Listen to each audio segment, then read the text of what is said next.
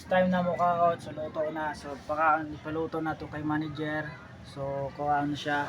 So pakita na to ang ato ang gipalit na ako sa balintawak. So tilapia sa balintawak. So lahat ng mga kamatis. So gigataan na nako. Pinagataan ko kay manager, niluto na. So mga una ta. Yung prito, tilapia ginataan na may sili, tapos luya, may pichay, may kamatis. So kanon ako ang tilapia sa buhok. So mga una ta.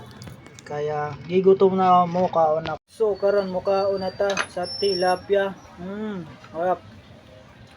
Muntik pa ako na simplang dito, kaon na ta banat.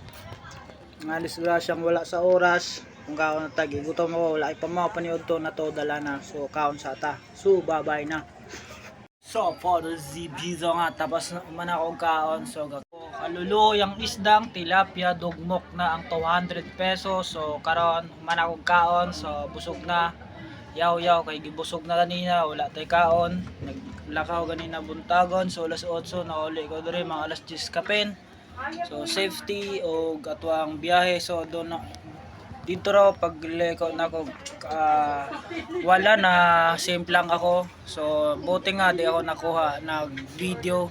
So di nakita sa to ang mga ka-viewers na tumbata. Simplang gyud pa wala. Kawawa tong mga tao, tong mga gamotor.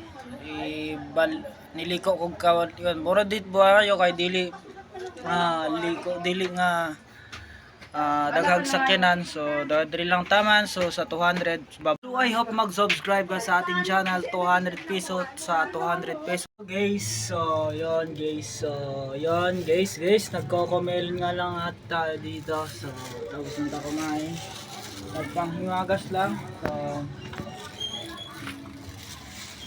cocomelon juice.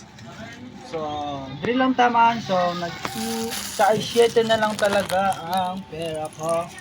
So guys, so na lang pera ko. Uy, nahulog pa. So ito na lang, pera natin. 7 pesos. So, hindi lang taman, and pahalamat, subscribe, and pakipollow, hit notification bell para updated ka sa ating mga video. Bye-bye! See you next vlogging!